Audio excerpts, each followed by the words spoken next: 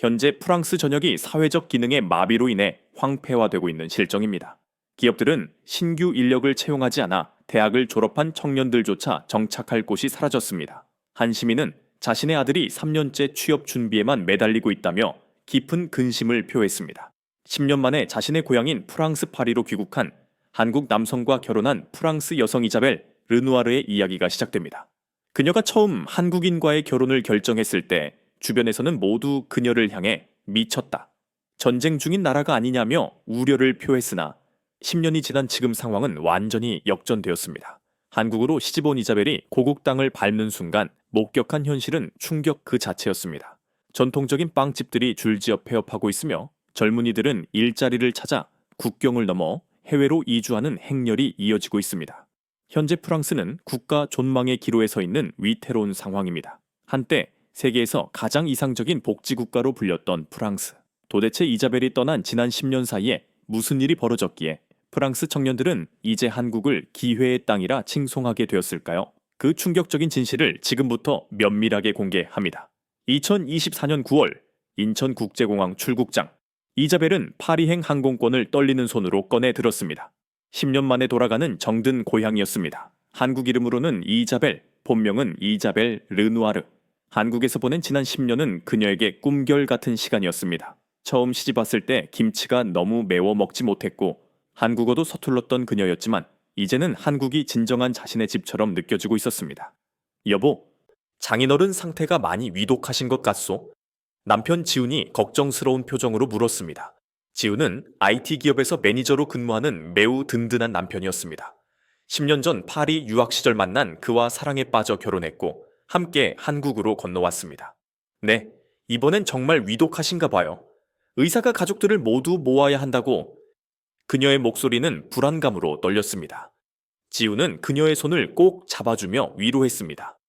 빨리 다녀와. 우리가 여기서 잘 기다리고 있을게. 비행기가 이륙하며 창밖으로 보이는 서울의 야경은 눈부시게 빛나고 있었습니다. 불빛으로 가득 찬 도시, 질서정연한 거리. 10년 동안 그녀가 깊이 사랑하게 된 이 나라를 뒤로한 채 파리로 향했습니다. 13시간의 비행 끝에 샤를 드골 공항에 도착했을 때 그녀는 믿기 어려운 광경에 직면했습니다. 공항 직원들이 대규모 파업 중이었고 입국 심사대는 단 2개만이 간신히 운영되고 있었습니다. 줄은 끝이 보이지 않을 정도로 길게 늘어서 있었죠. 또 파업이군. 옆에 서 있던 프랑스인이 깊은 한숨을 쉬며 중얼거렸습니다. 이번 달만 벌써 3번째야.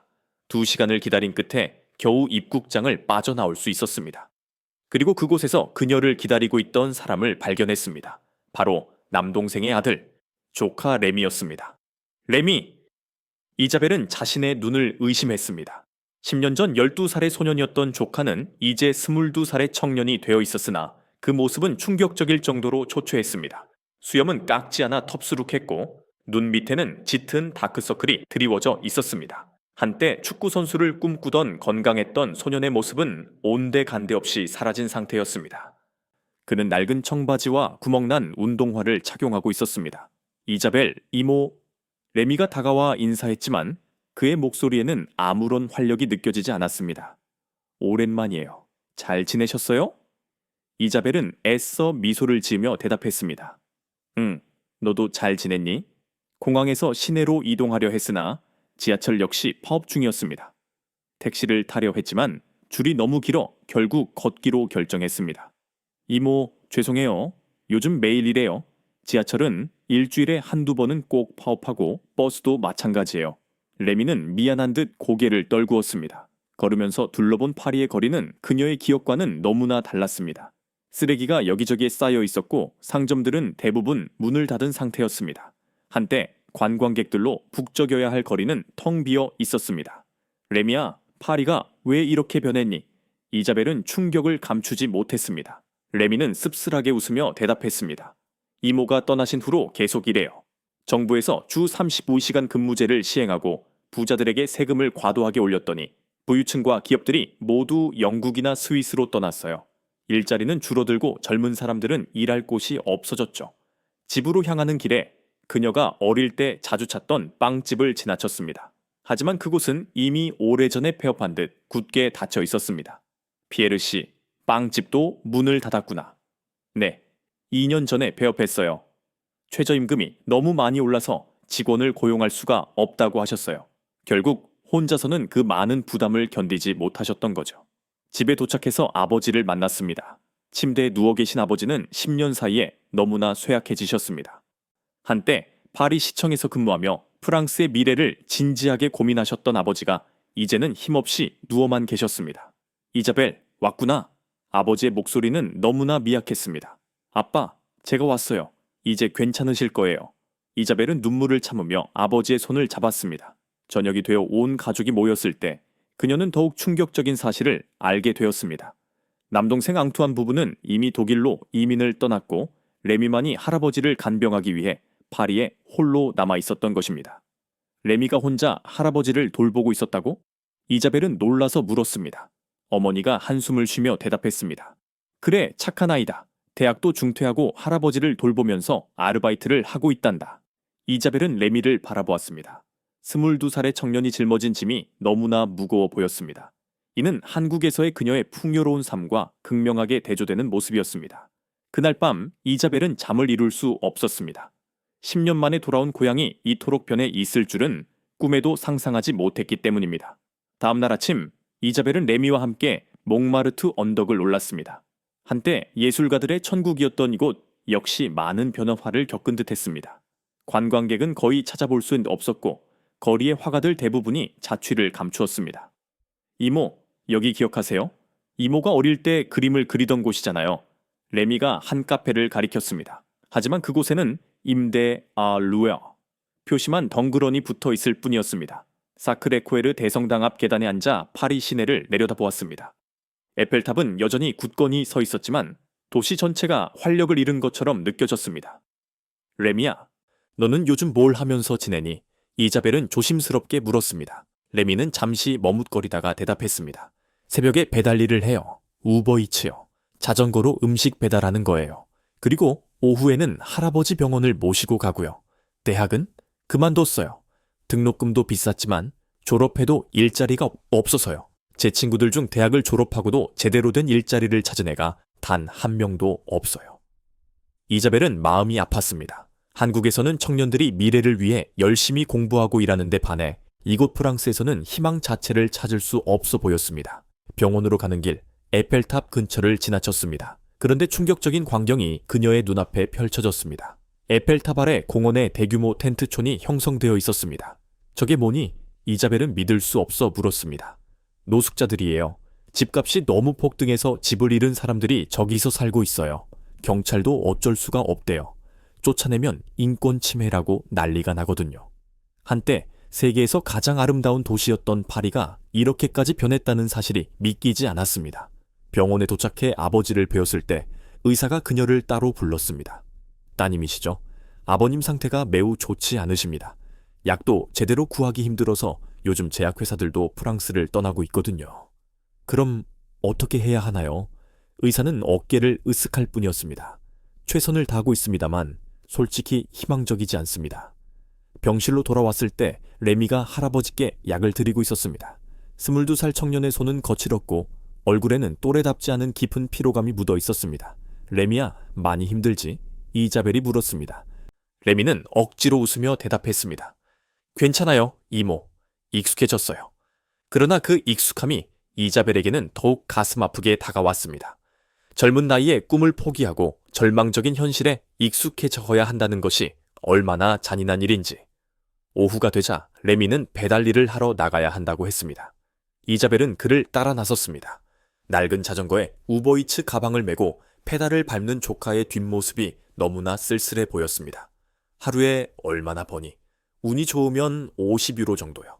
하지만 비 오는 날이나 파업하는 날은 주문이 거의 없어서 50유로는 한국 돈으로 약 7만 원 정도였습니다. 하루 종일 자전거를 타고 고생해서 번 돈이 고작 그 정도라니. 레미를 따라다니며 파리 곳곳을 관찰했습니다. 샹젤리제 거리의 명품 매장들은 대부분 문을 닫았고 한때 북적이던 카페들도 손님이 거의 없었습니다. 이모, 한국은 어때요? 거기도 이런가요? 신호등에서 기다리며 레미가 물었습니다. 이자벨은 어떻게 대답해야 할지 잠시 망설였습니다. 한국의 활기 넘치는 모습, 밤늦도록 일하고 공부하는 사람들, 꿈을 향해 맹렬히 달려가는 청년들의 모습. 그 모든 것이 여기서는 사치처럼 느껴졌기 때문입니다. 한국은 많이 다르단다. 사람들이 정말 열심히 일하고 미래에 대한 희망이 있어. 레미의 눈빛이 순간적으로 반짝였습니다. 정말요? 젊은 사람들도 일자리를 찾을 수 있어요? 물론이지. 능력과 의지만 있다면 기회는 얼마든지 있어. 그날 저녁 집으로 돌아온 레미는 지쳐서 소파에 쓰러졌습니다. 하루 종일 자전거를 타고 벌어온 돈은 겨우 35유로였습니다. 비가 와서 주문이 적었다곤 했습니다. 어머니가 저녁 식사를 준비하셨지만 식탁은 초라했습니다. 물가가 너무 폭등하여 고기는 감히 생각도 못한다고 하셨습니다. 프랑스가 왜 이렇게 되었을까? 아버지가 침대에서 힘없이 중얼거렸습니다. 우리가 최고의 복지국가를 만든다고 했지만 결국 모두를 평등하게 가난하게 만들었구나. 그 말씀이 이자벨의 가슴에 묵직하게 박혔습니다. 10년 전만 해도 프랑스는 선진국의 모델이었지만 이제는 희망을 잃은 나라가 되어버린 현실이었습니다. 며칠 후 이자벨은 레미와 함께 소르본 대학을 찾아갔습니다. 레미가 중퇴했던 학교였습니다. 하지만 캠퍼스는 이전과는 너무나 달랐습니다. 학생들이 거의 눈에 띄지 않았고 건물들은 관리가 소홀하여 낡아 보였습니다. 레미야, 왜 학교를 그만뒀니? 정말 등록금 때문만이었어. 이자벨은 궁금했습니다. 레미는 씁쓸하게 웃으며 대답했습니다. 등록금도 문제였지만 더 큰 문제는 교수님들이 모두 떠나셨다는 거예요. 훌륭한 교수님들은 영국이나 미국으로 가셨죠. 프랑스에서는 연구비도 제대로 지원되지 않고 세금은 너무 높으니까요. 우리는 레미가 공부하던 경제학과 건물로 향했습니다. 복도는 텅 비어 있었고 대부분의 강의실은 문이 잠겨 있었습니다. 여기가 제가 마지막으로 수업 들었던 강의실이에요. 레미가 한 교실을 가리켰습니다. 문틈으로 들여다보니 의자들에는 먼지가 쌓여 있었고 칠판에는 몇 달 전 수업 내용이 그대로 남아 있었습니다. 학생들이 이렇게나 없어? 이자벨은 놀라서 물었습니다. 네, 대부분 포기했어요. 졸업해도 취업이 되지 않으니까요. 제 동기들 중 절반은 외국으로 떠났고 나머지는 저처럼 아르바이트나 하며 지내고 있어요. 도서관으로 가는 길에 한 카페를 지나쳤는데 그곳에서 이상한 광경을 목격했습니다. 맥도날드 매장 안에 노트북을 펴고 공부하는 학생들이 가득했던 것입니다. 왜 다들 맥도날드에서 공부하니? 도서관이 문을 닫았거든요. 예산이 없어서 운영을 못한대요. 그나마 맥도날드는 와이파이가 무료고 24시간이라서요. 이자벨은 믿을 수 없었습니다. 세계적으로 명성이 높은 소르본 대학의 도서관이 문을 닫았다니. 그녀는 한국의 대학 도서관들이 24시간 불을 밝히고 있는 모습을 떠올렸습니다. 맥도날드 안으로 들어가 보았습니다. 정말로 많은 학생들이 햄버거 하나를 시켜놓고 몇 시간씩 공부하고 있었습니다. 실례합니다만 왜 여기서 공부하세요? 한 여학생에게 물었습니다. 그녀는 피곤한 표정으로 대답했습니다. 집에는 난방이 안 돼요. 전기료가 너무 비싸서요. 여기는 따뜻하고 와이파이도 되니까요. 레미가 작은 목소리로 말했습니다. 저도 가끔 여기서 공부했어요. 영어 공부할 때요. 영어 공부? 왜? 혹시 모르잖아요. 언젠가 프랑스를 떠날 수 있을지도. 그 말에 이자벨은 가슴이 찢어지는 듯한 고통을 느꼈습니다. 프랑스 청년이 자신의 나라를 떠나기 위해 영어를 공부한다니. 저녁이 되어 집으로 돌아가는 길, 가로등이 대부분 꺼져 있었습니다. 예산 절감을 위해 가로등도 줄였다고 했습니다. 레미야, 위험하지 않니? 이렇게 어두운데. 익숙해졌어요. 핸드폰 플래시 켜고 다니면 돼요. 집 근처에서 이자벨은 또 하나의 충격적인 장면을 목격했습니다. 레미가 가로등 아래에 서서 뭔가를 하고 있었는데 가까이 가보니 핸드폰 플래시를 켜고 책을 읽고 있었습니다. 레미야. 뭐하니? 레미가 당황한 듯 책을 숨겼습니다. 그냥 집에 들어가기 전에 잠깐 책 좀 읽으려고요. 왜 밖에서 읽어? 집에는 할아버지가 주무시는데 불을 켜면 깨실 것 같아서요. 그리고 전기료도 아껴야 하고. 이자벨이 본 책은 경제학 원서였습니다. 대학을 중퇴했지만 여전히 공부를 포기하지 않은 것이었습니다. 이모, 저 사실은 포기하고 싶지 않아요. 언젠가 기회가 오면 다시 공부하고 싶어요. 제대로 된 일자리를 갖고 싶고 가족도 만들고 싶고 하지만 여기서는 불가능한 것 같아요. 레미의 눈에는 눈물이 고였습니다. 22살 청년이 가로등 불빛 아래에서 홀로 공부하는 모습이 너무나 안쓰러웠습니다. 그날 밤 이자벨은 남편 지훈과 영상 통화를 했습니다. 한국은 오후 시간이었고 지훈은 회사에서 잠시 시간을 내어 통화를 받았습니다. 여보, 파리는 어때? 장인어른은 좀 나아지셨어? 이자벨은 눈물을 참으며 대답했습니다. 아빠는 여전히 위독하시고 여기는 정말 상상 이상으로 심각해. 내가 알던 파리가 아니야. 화면 너머로 보이는 지훈의 사무실은 깨끗하고 현대적이었고 동료들이 활기차게 일하는 모습도 보였습니다. 레미는 어때? 잘 지내? 그게 이자벨은 레미의 처참한 상황을 설명했습니다. 대학 중토에 배달 아르바이트, 가로등 아래에서의 공부. 지훈도 충격을 받은 표정이었습니다. 22살에 그런 삶을 살아야 한다니 정말 안타깝다. 그때 문득 한 가지 생각이 이자벨의 머리를 스쳤지만 너무나 큰 결정이라 쉽게 입을 열 수 없었습니다. 레미가 방으로 들어왔습니다. 이모, 통화 중이세요? 방해했나요? 아니야, 들어와. 지훈이가 네 안부를 물었단다. 레미가 화면에 나타나자 지훈이 반갑게 인사했습니다. 레미, 오랜만이네. 잘 지냈어? 레미의 얼굴이 잠시 밝아졌습니다. 네, 이모부. 잘 지내요. 한국은 어때요? 지훈이 창밖을 보여주며 말했습니다. 여기 봐. 지금 서울 강남이야. 사람들이 바쁘게 움직이지? 다들 열심히 일하고 있어. 레미의 눈이 휘둥그레졌습니다. 와, 정말 활기차 보여요. 건물들도 다 새 것 같고. 맞아, 한국은 계속 발전하고 있어. 기회도 많고. 통화를 마친 후 레미가 조용히 물었습니다. 이모, 한국 회사들은 정말 주 52시간이래요? 그것도 많다고 줄이려고 한다던데. 이자벨은 웃으며 대답했습니다. 근데 다들 더 일하고 싶어 해. 일할 수 있다는 것 자체가 축복이라고 생각하거든. 레미는 이해할 수 없다는 표정이었습니다.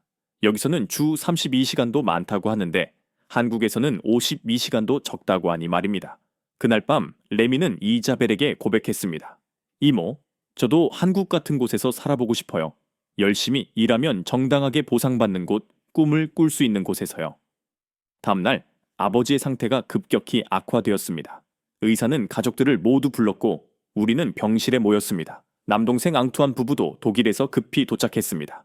누나, 오랜만이야. 동생 앙투안이 피곤한 얼굴로 인사했습니다. 독일은 어때? 이자벨이 물었습니다. 프랑스보다는 낫지. 적어도 일자리는 있으니까. 하지만 고향을 떠난다는 게 쉽지 않더라. 앙투안의 아내 클레어가 말했습니다. 레미를 두고 오는 게 가장 마음에 걸렸어요. 하지만 저희도 먹고 살아야 하니까. 병실에는 무거운 침묵이 흘렀습니다. 한때 가족이 함께 모여 살던 파리에서 이제는 생존을 위해 뿔뿔이 흩어져야 하는 현실이 너무나 슬펐습니다. 아버지가 힘겹게 눈을 뜨셨습니다. 다들 왔구나. 우리는 아버지 곁으로 모였습니다. 아버지는 레미를 바라보며 말씀하셨습니다. 레미야, 미안하다. 할아버지가 더 좋은 나라를 만들어줬어야 하는데. 레미가 울먹이며 말했습니다. 아니에요, 할아버지. 괜찮아요. 하지만 아버지는 고개를 저으셨습니다. 아니야. 너희 세대에게 미안해. 우리가 만든 이 나라에는 미래가 없구나. 그때 아버지가 이자벨을 보셨습니다. 이자벨아, 너는 정말 잘했어. 한국으로 간 게 잘한 선택이었어. 아빠, 그리고 부탁이 있는데. 아버지는 잠시 숨을 고르시더니 말씀하셨습니다. 레미를 데려가 줄 수 없겠니? 이 아이에게도 기회를 주고 싶구나. 병실에 있던 모든 사람이 놀랐습니다. 특히 레미는 믿을 수 없다는 표정이었습니다. 할아버지, 무슨 말씀을? 레미야, 여기서는 네가 아무리 노력해도 한계가 있어. 하지만 다른 곳에서는 다를 거야. 너에게도 기회가 필요해. 앙투안도 동의했습니다. 아버지 말씀이 맞아요. 레미, 기회가 있다면 떠나야 해. 우리처럼.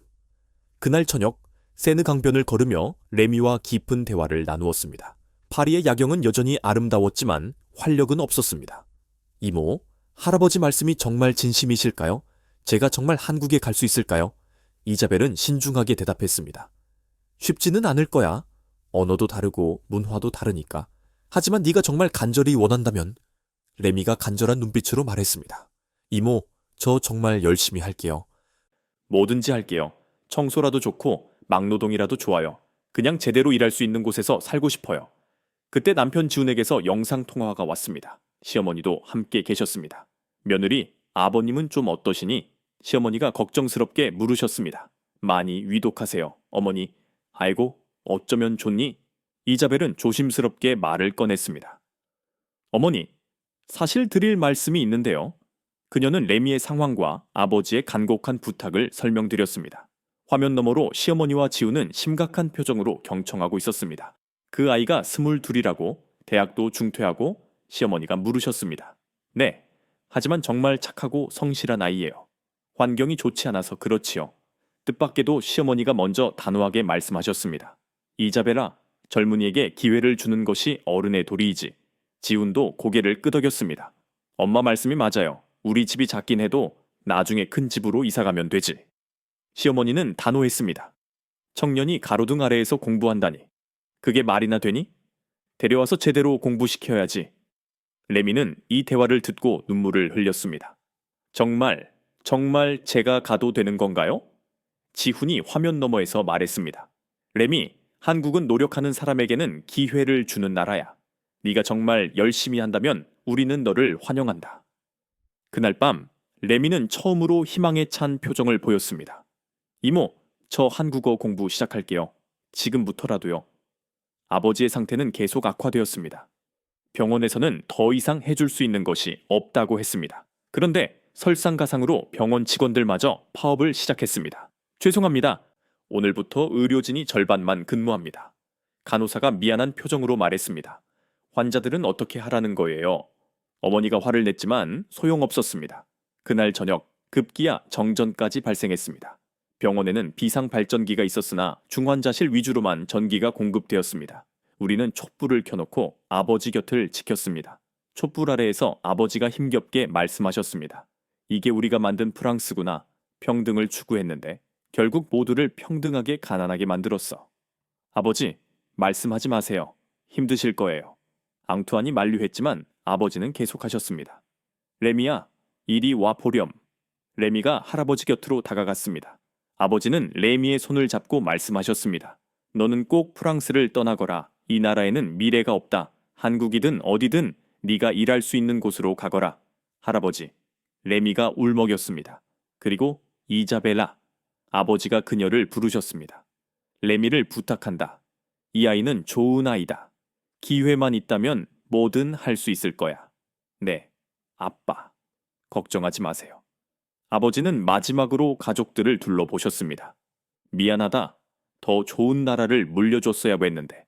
그것이 아버지의 마지막 말씀이었습니다. 장례식은 매우 초라하게 진행되었습니다. 프랑스의 복잡한 행정 절차와 연이은 파업으로 인해 제대로 된 장례를 치르기도 힘들었습니다. 화장장 직원들까지 파업 중이라 일주일을 기다려야만 했습니다. 이런 나라에서는 죽어서도 편히 쉴 수 없구나. 어머니가 한탄하셨습니다. 장례를 마친 후 앙투안 부부는 다시 독일로 돌아갔습니다. 떠나기 전 앙투안이 레미에게 말했습니다. 레미, 너도 빨리 프랑스를 떠나. 여기 있으면 미래가 오물 희망 없어. 아빠. 레미가 아버지를 붙잡았지만 앙투안은 단호했습니다.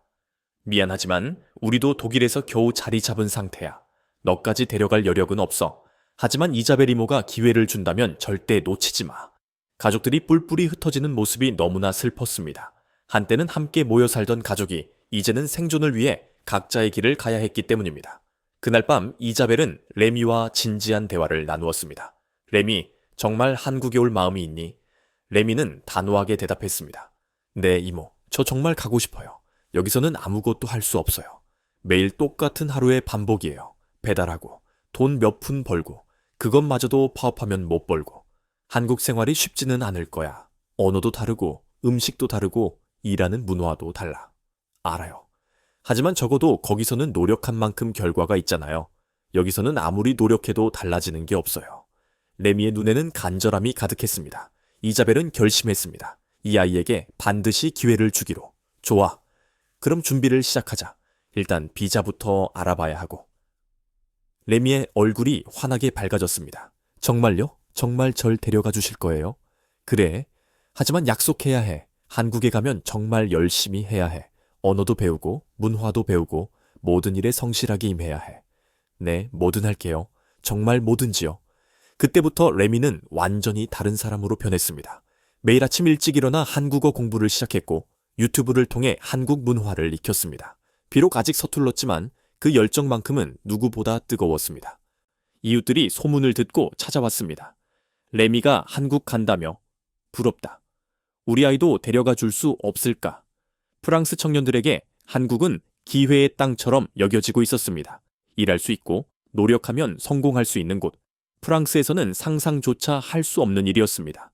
비자 준비를 시작하면서 여러 어려움이 따랐습니다. 프랑스의 복잡한 행정 절차도 문제였지만 한국 비자를 받는 것도 쉽지 않았습니다. 레미 씨가 대학을 중퇴했다고? 그럼 학생 비자는 어렵겠네요. 한국 영사관 직원이 말했습니다. 실망한 표정의 레미를 보며 이자벨은 다른 방법을 모색하기 시작했습니다. 그때 남편 지훈이 훌륭한 아이디어를 내놓았습니다. 여보, 우리 회사에 글로벌 인턴십 프로그램이 있어. 외국인 청년들에게 기회를 주는 프로그램인데 레미도 지원해 볼 수 있을 것 같아. 희망이 생겼습니다. 정말? 하지만 레미가 IT에 대해서는 잘 모르는데. 지훈이 말했습니다. 괜찮아.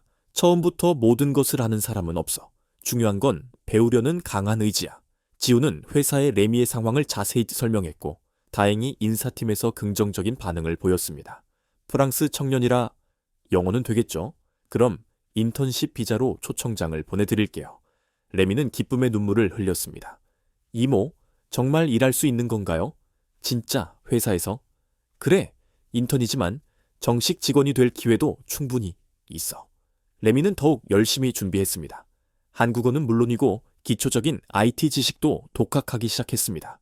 맥도날드에서 그리고 가로등 아래에서 시간이 날 때마다 공부했습니다. 한편 한국에서는 시어머니가 적극적으로 준비를 도와주셨습니다. 레미 방은 작은 방으로 하자. 책상하고 침대, 옷장 정도는 들어가겠지? 어머니, 정말 괜찮으세요?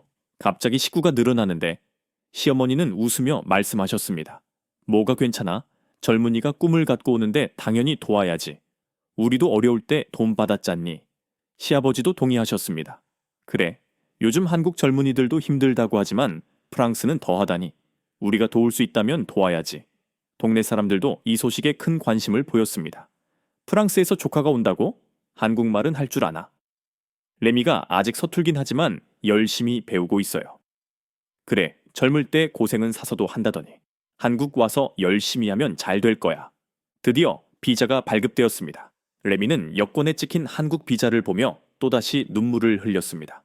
이모, 이게 진짜예요? 제가 정말 한국에 가는 거예요? 그래, 이제 정말이야. 출발 전날 밤 레미의 친구들이 작별 인사를 하러 왔습니다. 부럽다 레미, 너라도 여기서 나가는구나. 우리도 기회가 있으면 좋을 텐데 한국 가서 잘 지내. 그리고 기회가 되면 우리도 좀 불러줘. 친구들의 눈에는 부러움과 아쉬움이 가득했습니다. 프랑스의 미래를 짊어져야 할 청년들이 모두 떠나기를 꿈꾸고 있다는 현실이 너무나 안타까웠습니다. 어머니도 눈물을 흘리셨습니다. 레미야, 가서 잘 지내야 한다. 할아버지가 하늘에서 지켜보실 거야. 할머니도 몸 조심하세요. 제가 자리 잡으면 모시러 올게요. 하지만 모두가 알고 있었습니다. 한번 떠나면 돌아오기 힘들다는 것을. 프랑스는 떠나는 나라이지 돌아오는 나라가 아니었으니까요. 공항으로 가는 길. 레미는 파리를 마지막으로 둘러보았습니다. 이모, 언젠가 파리가 다시 예전처럼 될 수 있을까요? 이자벨은 대답하기 어려웠습니다. 글쎄? 하지만 지금은 내 미래를 생각해야 해. 네, 알아요. 하지만 가슴 한구석이 아프네요. 제 고향인데. 인천공항행 비행기에 오르기 전 레미는 작은 가방 하나만 들고 있었습니다. 짐이 그게 다야? 이자벨이 물었습니다. 네, 가진 게 별로 없어요. 옷 몇 벌하고 책 몇 권이 전부예요. 비행기 안에서 레미는 계속 한국어 책을 들여다보았습니다. 안녕하세요. 감사합니다. 죄송합니다. 같은 기본 표현을 연습했습니다. 이모, 제 발음 어때요? 안녕하세요. 아직 프랑스 억양이 있지만 괜찮아. 한국 사람들은 외국인이 한국어 하면 좋아해. 기내식이 나왔을 때 레미는 처음 보는 한국 음식에 당황했습니다. 이모, 이게 뭐예요? 비빔밥이야. 섞어서 먹는 거야. 레미는 조심스럽게 비빔밥을 먹어보았습니다. 오, 맛있네요. 프랑스 음식이랑 완전히 다르지만 괜찮아요. 13시간의 비행 동안 레미는 거의 잠을 자지 않았습니다. 너무 긴장되고 기대되었던 것입니다. 이모, 한국화 회사 사람들은 정말 다 영어를 해요. 젊은 사람들은 대부분 해. 하지만 한국어를 빨리 배우는 게 중요해. 네, 열심히 배울게요. 한국 사람들처럼 일하고 싶어요. 새벽 5시, 드디어 인천공항에 도착했습니다. 비행기에서 내리자마자 레미는 놀라움을 감추지 못했습니다. 와, 공항이 이렇게 크고 깨끗해요? 새벽인데도 이렇게 밝고. 입국 심사도 신속하게 끝났습니다. 파리와는 완전히 달랐습니다. 이모, 여기는 파업 안 해요? 거의 안 해. 다들 일하느라 바빠서. 수화물을 찾고 나오니 남편 지훈과 시부모님이 기다리고 계셨습니다. 새벽인데도 마중을 나와주신 것입니다. 레미, 지훈이 반갑게 인사했습니다. 한국에 온 걸 환영해. 시어머니도 따뜻하게 맞아주셨습니다. 어서 와. 긴 여행에 피곤하겠다. 빨리 집에 가서 쉬자. 레미는 어색하지만 열심히 한국어로 인사했습니다. 안녕하세요. 감사합니다. 아이고, 한국말도 할 줄 아네. 시어머니가 기뻐하셨습니다. 공항에서 집으로 가는 길, 레미는 계속 창밖을 구경했습니다. 이모, 도로가 왜 이렇게 깨끗해요? 그리고 새벽인데 가로등이 다 켜져 있네요. 한국은 안전이 중요하거든. 밤에도 안심하고 다닐 수 있어. 집에 도착했을 때는 아침 6시였습니다. 아파트 단지에 들어서자 레미가 또 놀랐습니다. 와, 이런 곳에 사세요? 너무 현대적이에요. 시어머니가 레미의 방을 보여주셨습니다. 여기가 내 방이야. 작지만 필요한 건 다 있어. 레미는 믿을 수 없다는 표정이었습니다. 제 방이요? 혼자 쓰는 거예요? 그럼 당연하지. 짐 풀고 씻고 좀 쉬어. 레미는 방을 둘러보며 눈물을 글썽였습니다. 작지만 깨끗한 방, 책상, 침대, 옷장. 파리에서는 상상도 못했던 자신만의 공간이었습니다. 아침 식사 시간, 시어머니가 정성스럽게 한식을 준비하셨습니다. 레미야, 한국 음식 먹을 수 있니? 네, 비행기에서 비빔밥 먹어봤어요. 맛있었어요. 된장찌개, 계란말이, 김치. 레미는 조심스럽게 하나씩 맛보았습니다. 김치를 먹고는 맵다며 물을 찾았지만 하하, 김치는 익숙해지는데 시간이 걸려. 지훈이 웃으며 말했습니다. 시아버지가 물으셨습니다. 레미, 한국에서 뭘 하고 싶니? 레미는 진지하게 대답했습니다. 일하고 싶어요. 그리고 공부도 하고 싶고요. 프랑스에서는 할 수 없었던 것들을 다 해보고 싶어요. 좋은 마음가짐이구나. 한국은 노력하는 사람에게는 기회를 주는 나라야. 첫날 오후, 지훈이 레미를 데리고 동네를 구경시켜 주었습니다. 여기가 우리 동네 도서관이야. 24시간 열려 있어. 레미의 눈이 휘둥그레졌습니다. 24시간이요? 진짜로? 그래. 시험 기간에는 새벽에도 학생들이 와서 공부해. 도서관 안으로 들어가 보니 정말 많은 사람들이 공부하고 있었습니다. 이모 프랑스 친구들이 이 광경을 보면 못 믿을 거예요. 도서관이 문을 닫아서 맥도날드에서 공부하는데. 그 다음은 동네 마트였습니다. 와, 24시간 마트도 있어요? 레미가 신기해했습니다. 한국은 편의점이 어디에나 있어. 언제든 필요한 걸 살 수 있지. 저녁에는 온 가족이 모여 환영 파티를 했습니다. 시어머니가 특별히 불고기를 준비하셨습니다. 레미는 이제 우리 가족이야. 시아버지가 건배를 제의하셨습니다. 한국에서 새로운 시작을 축하한다. 레미는 서툰 한국어로 감사 인사를 했습니다. 정말 감사합니다. 열심히 하겠습니다. 그날 밤 레미는 프랑스 친구들에게 메시지를 보냈습니다. 여기는 천국 같아. 도서관도 24시간이고 거리도 안전하고 사람들도 친절해. 너희도 기회가 있으면 꼭 와봐. 친구들의 부러워하는 답장이 쏟아졌습니다. 일주일 후 레미는 첫 출근을 앞두고 있었습니다. 지훈의 회사에서 인턴으로 일하게 된 것입니다. 긴장되니? 이자벨이 물었습니다. 네, 엄청 긴장돼요. 잘할 수 있을까요? 걱정 마, 다들 이해해 줄 거야. 중요한 건 성실함이야. 첫 출근 날 아침, 레미는 일찍 일어나 준비했습니다. 지훈이 빌려준 정장을 입고 거울을 보았습니다. 이모, 제가 회사원 같아 보여요? 그럼 아주 멋있어. 시어머니가 도시락을 싸주셨습니다. 점심 도시락이야. 한국 회사원들은 다 도시락 싸가지고 다녀. 레미는 감동해서 눈물을 글썽였습니다. 어머니, 정말 감사해요. 이제 어머니라고 불러. 네가 내 손자야. 지하철역으로 가는 길, 레미는 출근하는 사람들을 구경했습니다. 이모, 다들 빨리빨리 걸어요. 프랑스랑 완전히 달라요. 한국은 속도가 중요해. 빨리빨리 문화라고 하지. 지하철을 기다리며 레미가 놀랐습니다. 정확히 2분 간격으로 와요. 시간표대로. 그럼 파업도 없고. 회사에 도착했을 때 인사팀 직원이 레미를 맞았습니다. 레미 씨, 환영합니다. 오늘부터 우리 팀에서 일하게 될 거예요. 사무실로 들어가자 팀원들이 모두 일어나 인사했습니다. 안녕하세요. 프랑스에서 오셨다고 들었어요. 같이 잘 일해봐요. 레미는 어색하지만 열심히 한국어로 인사했습니다. 안녕하세요. 레미입니다. 잘 부탁드립니다. 점심시간 팀원들과 함께 구내식당에 갔습니다. 레미 씨, 한국 음식 괜찮아요? 선배가 물었습니다. 네, 맛있어요. 회사 식당이 이렇게 좋아요? 한국 회사들은 직원 복지를 중요하게 생각해요. 밥은 잘 먹어야 일도 잘하죠. 오후에는 기본적인 업무 교육이 있었습니다. 레미는 모든 것을 메모하며 열심히 경청했습니다. 질문 있으면 언제든 물어보세요. 팀장님이 친절하게 말씀하셨습니다. 처음엔 다 어려워요. 천천히 배우면 됩니다. 퇴근 시간, 레미는 믿을 수 없다는 표정이었습니다. 이모, 오늘 정말 일한 거 맞아요. 꿈 같아요. 진짜 회사에서 진짜 직원들과 함께 일했어요. 집으로 돌아오는 지하철 안에서 레미는 계속 웃고 있었습니다. 무슨 생각해? 이자벨이 물었습니다. 파리에 있는 친구들 생각요. 걔들도 이런 기회가 있었으면 좋겠어요. 거기서는 대학 졸업해도 배달이나 하는데. 그날 밤 레미는 일기를 썼습니다. 오늘은 내 인생에서 가장 행복한 날이다. 나는 일할 수 있다. 배울 수 있다. 미래를 꿈꿀 수 있다. 한국이 내게 준 이 기회를 절대 놓치지 않을 것이다. 한 달이 지나자 레미는 놀라운 변화를 보였습니다. 한국어 실력이 빠르게 늘었고 업무에도 완벽하게 적응했습니다. 레미 씨, 정말 성실해요. 팀장님이 지훈에게 칭찬했습니다. 매일 제일 먼저 출근하고 제일 늦게 퇴근해요. 과로하지 않게 신경 써주세요. 지훈이 걱정했지만 팀장님은 웃으며 말했습니다. 아니에요. 본인이 더 배우고 싶어해요. 이런 열정적인 직원은 처음 봐요. 주말에는 시어머니가 레미에게 한국 요리를 가르쳐 주셨습니다. 김치찌개는 이렇게 끓이는 거야. 김치를 먼저 볶아야 맛있어. 레미는 진지하게 배웠습니다. 어머니, 프랑스 친구들한테 만들어주고 싶어요. 그래, 잘 배워서 나중에 프랑스 친구들 초대해서 대접해. 어느 날 저녁 레미가 진지하게 말했습니다. 이모, 저 고백할 게 있어요. 뭔데? 프랑스에 있을 때는 매일 밤 울었어요. 미래가 없다는 게 너무 괴로웠거든요.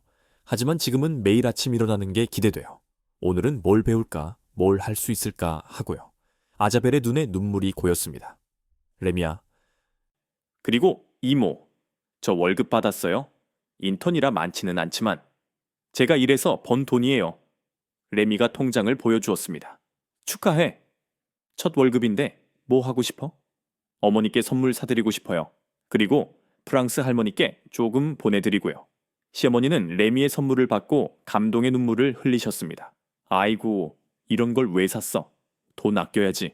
어머니가 저한테 해주신 게 너무 많아요. 이것밖에 못 드려서 죄송해요. 3달이 지났을 때 회사에서 놀라운 제안이 왔습니다. 레미 씨, 정직원으로 전환하고 싶은데 어떻게 생각해요? 인사팀장이 물었습니다. 레미는 믿을 수 없다는 표정이었습니다. 정직원이요? 정말요? 네, 팀에서 적극 추천했어요. 성실하고 배우려는 의지가 강해서 충분히 가능성이 있다고 봅니다. 그날 레미는 지훈과 이자벨을 꽉 껴안았습니다. 이모, 이모부, 저 정직원 됐어요. 진짜 회사원이 됐어요. 프랑스에 이 소식을 전하자 친구들과 가족들 모두가 놀랐습니다. 3개월 만에 정직원이라니. 프랑스에서는 3년을 인턴해도 정직원이 되기 힘든데. 레미의 성공 스토리는 프랑스 친구들 사이에서 전설처럼 회자되었습니다. 모두가 한국행을 꿈꾸게 되었죠. 정직원이 된 후 레미의 삶은 더욱 안정되었습니다. 회사에서도 인정받고 한국 생활에도 완전히 적응했습니다. 어느 날 저녁 레미가 직접 요리를 했습니다. 오늘은 제가 저녁 준비할게요. 어머니께 배운 김치찌개 만들어 볼게요. 시어머니가 놀라셨습니다. 어머, 네가 괜찮겠어? 네, 연습 많이 했어요. 레미가 만든 김치찌개는 꽤 맛볼만 했습니다. 김치를 볶는 것부터 시작해서 어머니가 가르쳐준 대로 정성껏 만들었습니다. 와, 레미가 한국 사람 다 됐네. 시아버지가 칭찬하셨습니다. 아직 멀었어요. 하지만 계속 배울게요. 레미가 겸손하게 말했습니다. 식사를 하며 시어머니가 물으셨습니다. 레미야, 이제 한국 생활도 6개월이 넘었는데 프랑스가 그립지 않니? 레미는 잠시 생각하더니 대답했습니다. 솔직히 가끔 그리워요. 하지만 돌아가고 싶지는 않아요. 여기가 이제 제 집이에요. 그래, 여기가 내 집이야. 시아버지가 따뜻하게 말씀하셨습니다. 주말이면 레미는 한국 곳곳을 여행했습니다. 경복궁, 인사동, 남산타워. 한국의 역사와 문화를 배우려고 노력했죠. 이모, 한국은 정말 신기해요. 전통과 현대가 함께 있어요. 프랑스는 과거에만 머물러 있는 것 같은데. 회사에서도 레미는 점점 중요한 역할을 맡게 되었습니다. 프랑스계와 영어가 능통하여 해외 프로젝트에 참여하게 된 것입니다. 레미 씨, 이번 유럽 프로젝트 담당해 주세요. 팀장님이 말씀하셨습니다. 프랑스 시장도 잘 아시니까 큰 도움이 될 거예요. 레미는 책임감을 갖고 열심히 일했습니다. 야근도 마다하지 않았습니다. 레미 씨, 너무 늦게까지 일하지 마세요. 동료가 걱정했지만 레미는 웃으며 대답했습니다. 괜찮아요. 프랑스에서는 일하고 싶어도 못했는데 여기서는 일할 수 있다는 게 너무 행복해요. 그러던 어느 날 프랑스에서 슬픈 소식이 왔습니다. 할머니가 돌아가셨다는 소식이었습니다. 이모, 할머니가. 레미는 울면서 전화를 끊었습니다. 장례식에 가야지. 이자벨이 물었습니다. 레미는 고개를 저었습니다. 못 가요. 비자 문제도 있고 무엇보다 제가 지금 맡은 프로젝트가 중요한 시기라서. 시어머니가 레미를 위로했습니다. 마음이 아프겠지만 할머니도 네가 열심히 사는 걸 기뻐하실 거야. 대신 레미는 번 돈을 모아 프랑스 가족들에게 보냈습니다. 장례식 비용에 보태라고 말입니다. 레미가 이렇게 많이 보냈어. 프랑스 가족들이 놀랐습니다. 한국에서 정말 잘 지내나 보구나. 1년이 지났을 때 레미에게 또 다른 기회가 찾아왔습니다. 레미 씨, 회사에서 지원하는 야간 대학 다닐 생각 없어요? 인사팀에서 제안했습니다. 경영학 학위를 따면 승진에도 도움이 될 거예요. 레미의 눈이 빛났습니다. 정말요? 제가 다시 대학에 갈 수 있어요? 그럼요. 회사에서 등록금도 지원해 줍니다. 그날 저녁 레미는 온 가족에게 이 소식을 전했습니다. 저 다시 대학생이 될 수 있어요? 공부할 수 있어요? 시아버지가 축하해 주셨습니다. 그래, 한국에서는 나이가 들어도 공부할 수 있어. 열심히 해라. 야간 대학은 쉽지 않았습니다. 낮에는 일하고 저녁에는 수업을 들어야 했기 때문입니다. 하지만 레미는 단 한 번도 수업을 빠지지 않았습니다. 레미 씨는 우리 반에서 제일 성실해요. 같은 반 친구가 말했습니다. 외국인인데도 성적이 제일 좋아요. 레미는 겸손하게 대답했습니다. 공부할 수 있다는 게 너무 감사해서 열심히 하는 거예요. 프랑스에서는 꿈도 못 꾸었거든요. 2년이 지났을 때 레미는 많은 것을 성취했습니다. 회사에서는 대리로 승진했고 야간 대학도 우수한 성적으로 졸업을 앞두고 있었습니다. 이모, 저 이제 저축한 돈으로 작은 원룸이라도 구하려고 해요. 레미가 말했습니다. 왜? 여기 불편해? 시어머니가 서운해 하셨습니다. 아니에요. 너무 감사하죠. 하지만 이제 독립해야 할 때가 된 것 같아요. 그리고 사실 여자친구도 생겼어요. 온 가족이 놀랐습니다. 여자친구? 언제? 누구? 레미가 수줍게 웃으며 사진을 보여주었습니다. 회사 동료예요. 한국 사람이에요.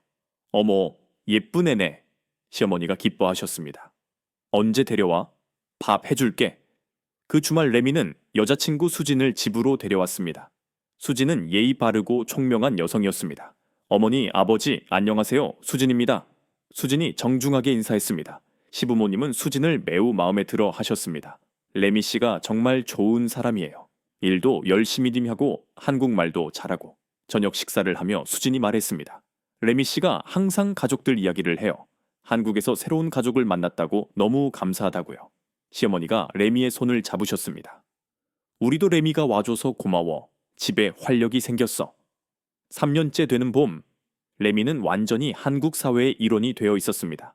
아침 출근길, 광화문을 지나며 그는 매일 같은 생각을 했습니다. 내가 정말 여기서 일하고 있구나. 회사에서는 이제 그를 우리 회사의 글로벌 인재라고 불렀습니다. 프랑스어, 영어, 한국어를 자유자재로 구사하며 중요한 프로젝트들을 성공적으로 이끌었습니다. 레미 과장님, 이번 파리 출장 준비는 어떻게 되고 있나요?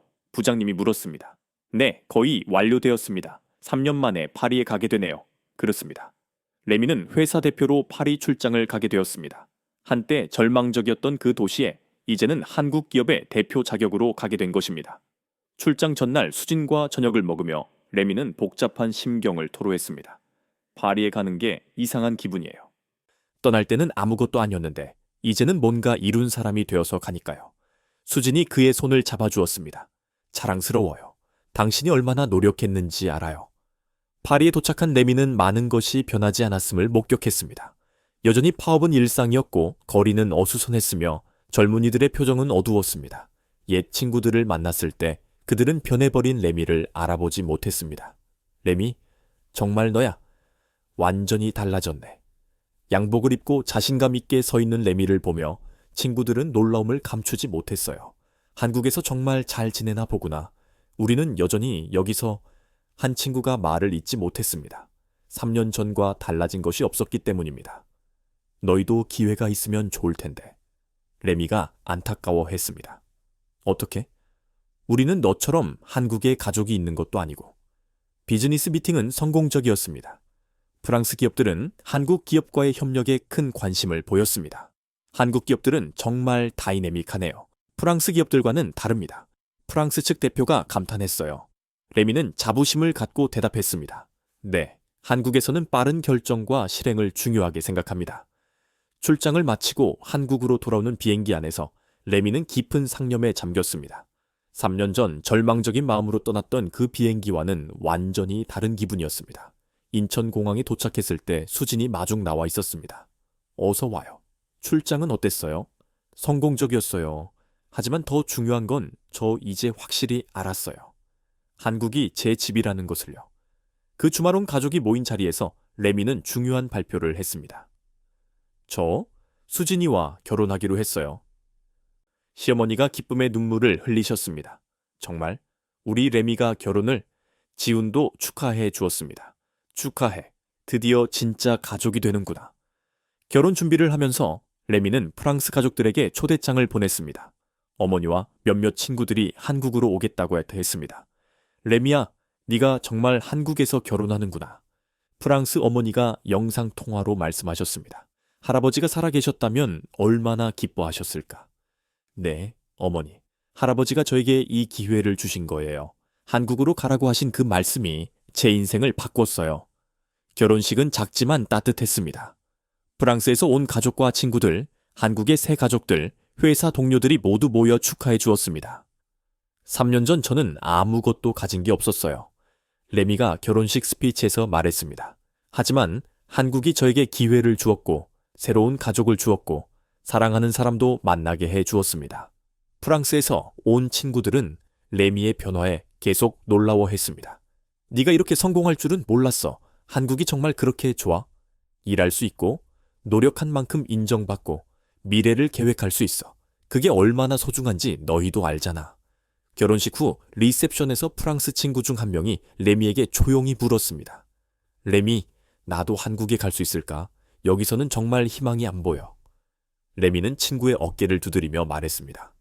포기하지 마. 기회는 분명 올 거야. 중요한 건 그 기회가 왔을 때 잡을 준비가 되어 있는 거야. 결혼 후 레미와 수지는 작은 아파트를 구했습니다. 비록 작지만 그들만의 소중한 공간이었습니다. 여보, 우리 미래에 대해 생각해 봤어요? 수진이 물었습니다. 네, 많이 생각했어요. 저는 계속 이 회사에서 성장하고 싶어요. 그리고 언젠가는 프랑스와 한국을 잇는 다리 역할을 하고 싶어요.